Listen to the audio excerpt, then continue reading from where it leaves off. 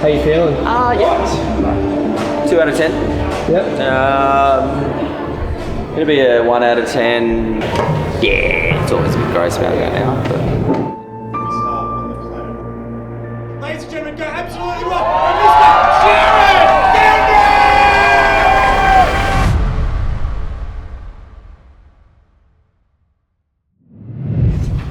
Goundrey! Yo, yo, yo, welcome to Cribs.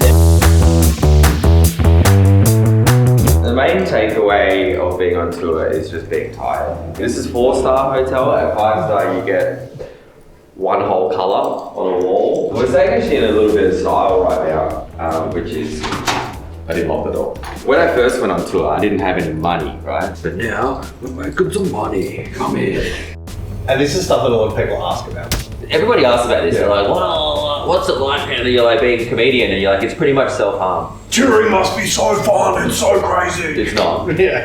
It's the worst experience ever. People think we're unemployed. I'm a comedian, I'm my own manager, I'm a social media guy, I'm a travel agent. Content creator. Yeah. Administrator. Yeah, HR. Yeah. When I've been naughty. Chief operating officer. PR when I've been really naughty. Yeah. Christmas party. Very cheap though.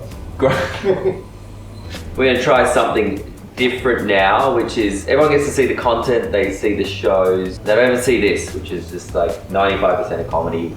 Behind the scenes, in hotels, just... shooting the shit, throwing ideas against the wall. Yeah, all being on the comedian on the road is. And it's actually like being in the army set me up for this. For success, is just making sure that do you have enough socks and jocks to keep going, because that's the thing that's going to stop you from doing anything, you know what I mean? Like, I don't care if I'm tired, I've done a show with diarrhea and I've just clenched my way through it and then met the people after the show. When thank you, I'm pale, I look like I've got AIDS, right? Fucking doing Philadelphia the musical. I've had other shows where I'm like, I don't have any jocks and it stops the whole tour. So the army was good for that, because that's all the army is. Rather wear underwear that have pooped than none at all. Oh man, I've worn some gross jocks on stage on tour. Yeah. Some of those mining tours where you don't get to wash your clothes for like 2 weeks. It's like, ugh. Yeah, and that's doing comedy. I have like sore eyes from living, because I make content. If I don't put eye drops in my eyes, and everyone will comment, where do I buy some weed? And I didn't get into comedy to sell weed, although a lot of people do. And that's okay for them, but I've got a different business model. So yeah, I've got sleeping pills, I've got eye drops. I'm just keeping myself going. Living the dream. This is the face I made. Listening to your own comedy is like razor blades. The audience never knows what's happening, right? We're hiding all of the pieces from them. And when you listen it back, all you can think about, especially if you're a perfectionist like me, which I think perfectionism is a form of mental health issue, but something to do with not being good enough, I don't know, never seen anyone about it, to be honest, seen heaps of it. But it's all about getting better, right?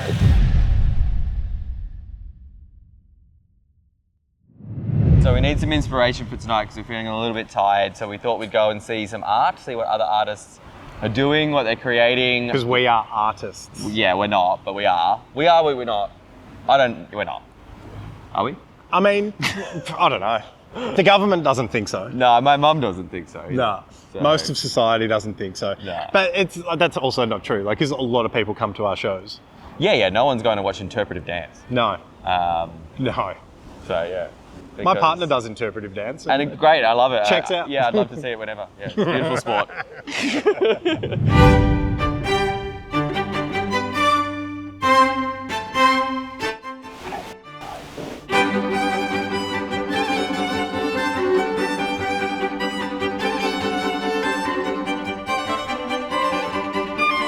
What do you do? Fine line between artistic and autistic. Yeah. We are straddling that line. This is what I'm talking about. They're like, you want to do some art? And I'm like, Lego is now art. Yeah. You know what I mean? He's got funding. Fucking Swedes. Is it Swedes? Denmark. Yeah, I think so. Norway. Denmark. Go away. Denmark. Norway.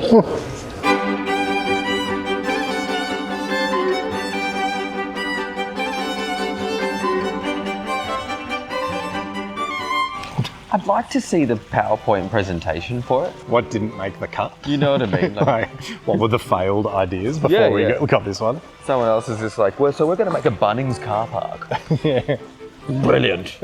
Brilliant. The mad cow the other week. Wait, what is this supposed to be? It's supposed to like make a noise. Oh, this is dog shit. Yeah. This is fucking dog shit. Like, I don't know who made this. Also, like This sucks, bro. proves my theory that you should wash your hands before you do a wee. Because think about how many people have touched that, and now we just touched that. You should wash your hands before you do a wee, if you're a dude. Well, that was something, but I don't know. We need something a bit more raw.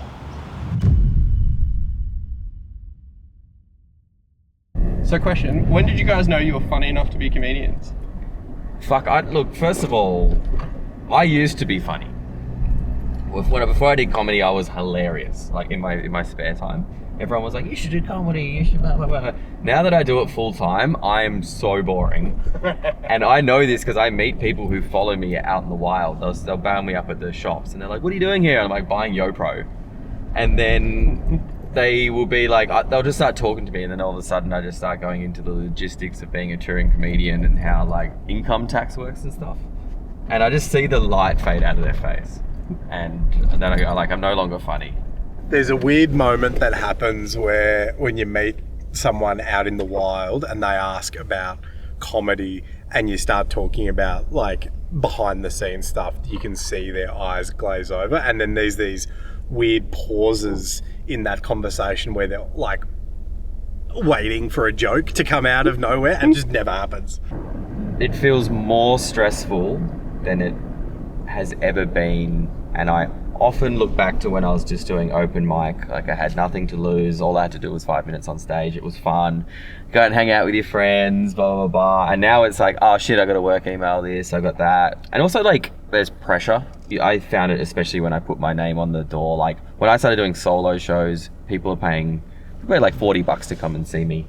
And that has added like a level of stress that I never thought. And I feel nothing but just completely terrified at all times. Doing what you love is incredible, but I don't know. And then you got to run a business on top of the whole thing. Like, what's the old saying? If you don't like working 9 to 5, start your own business and you can work 24 hours a day. Like, you know, like some people would say, like, I've made it. I can support myself. There's people coming, enough people to come to like financially support my life.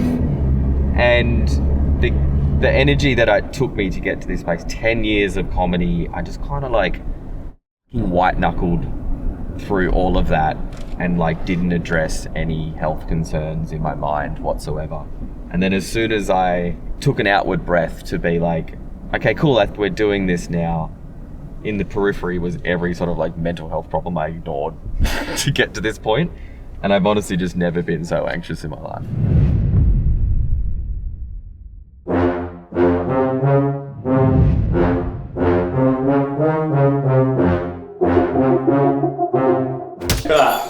Let's suit up, Jarryd.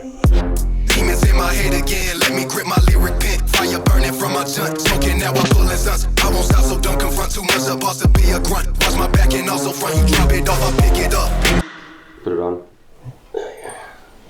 Yeah, okay, that's fucking... There we go, look at that! I don't want to dip my mate's arm up, but fuck it. Alright.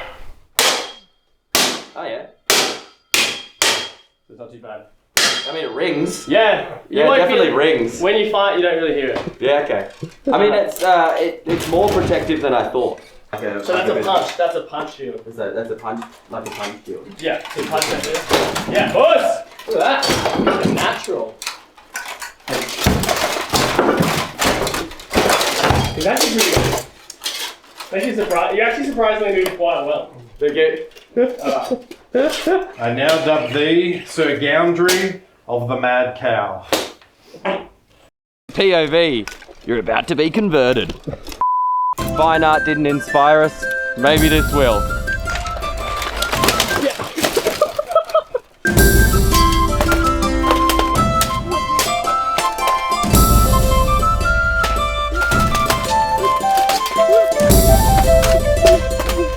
Who's that? Your neighbours? My neighbours. They're like, have I been smoking too many bongs, or are there 2 nights in the backyard fighting? Yeah, good. It's tiring. Kneeing people in the face in full medieval, how does it feel? Fucking better than sex. I haven't had either, so. How long you been doing this for? 8 years. Yeah? 8 years. You've been a night for 8 years? Yeah, and not a night, you know. Real fighter everywhere, it's like real fighting, so you know. But yeah, no, full-time gig for me for social media. And I get to hang out with this funny guy sometimes. Before your first actual like competition, what was going through your mind? I was a little bit, I thought like martial arts kind of like my whole life, but it's different when we're looking across the field at like 5 fully grown dudes with like axes. Kind of moment where you're like, oh, I could really get hurt here. But then as soon as you get hit for the first time, everything goes out the window and then the adrenaline kicks in and it's just fun. That's why it's so good for veterans, because they miss that high intensity camaraderie, like brothers and sisters in this small niche intense sport. And then after, you can take your helmets off and hug the person you were just wailing on with a 2-handed axe, which is why a veteran community... I just lost gay chicken. I think I've learned everything I need to do. I've got him this time.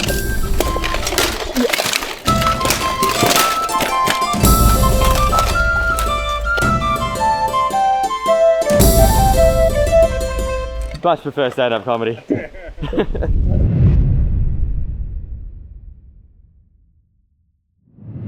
It smelled like a giant scrotum. I can imagine. And like, I added more scrotum smell to it. So I met Sam just through another friend for no reason. Just went, do you want to make some reels together?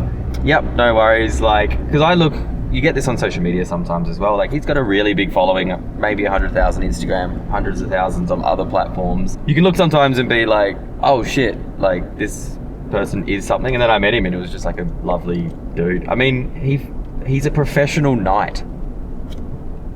But that shouldn't be a thing. It's like the logistics of being a normal human being doing a normal thing to be like, you know what, I'm going to be a professional knight, and then dealing with all the doubters and stuff like that. Like, it's pretty wild. Well, you get this in comedy. I mean, I think you get this when you pursue your dreams. I've been doing comedy for 10 years, and in the last 2 years it's been going well, and everybody's been telling me how much they believed in me and how they knew I was going to do it all along. And I was like, I was there when you weren't. Close friends were like, how long are you going to be doing this for? Like, when are you going to get a real job? My folks were like, are you ever going to go back to working in hospitality or blah, blah, blah, blah. The hard thing about it is you have so much self-doubt that you don't need any external doubt as well. You know what I mean? Like, I'm already questioning if I can do this because it's so confronting. It can be soul destroying. It obviously lights you up as well, but I'm already every single day pretty self-conscious about this thing. And then when you make it, everyone's like, we knew you could do it. And it's all bullshit. So we had 2 shows last night. First one was great. Second one was amazing.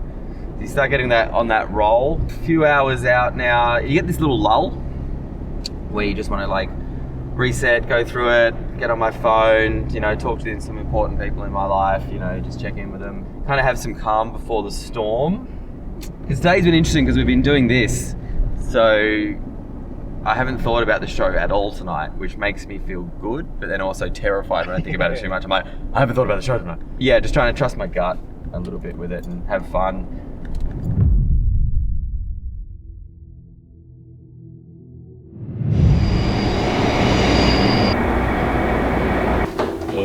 In. And nervous anticipation. It's not stress, it's fucking Stress. yeah. It's not that I don't want to sell out an arena. It's like, I'm not sure I've got it in me to do the work that requires that, to sell out that arena. You know what I mean? And I'm pretty content where I am. The sacrifice to really hustle and grow to get to arena, like we're talking, I'd fucking love theatre. We're doing 80 seats tonight, we did 200 in Tyndall, we got 200 seater in Sydney. Like, to move that to just 600 is already huge, and like what an honour and a proud moment that would be. Like, to push that goal forward into 20,000 seats is yeah, I don't know if that's my goal.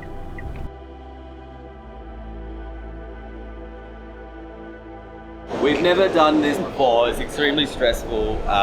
Putting a gig on in Brisbane on the night that the Brisbane is playing the Dolphins. Another Queensland team. It's this is bonkers.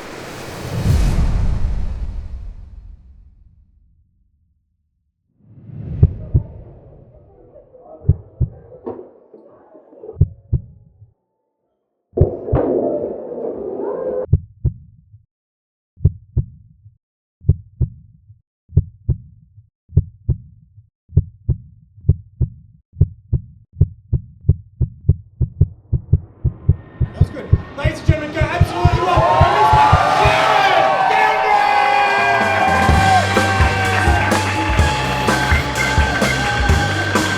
Ladies and gentlemen, tonight let's hear it one more time for my good friend Jarryd Goundrey, everybody.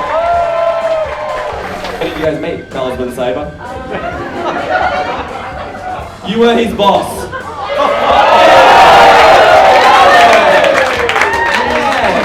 It's good to see sexual harassment going the other way.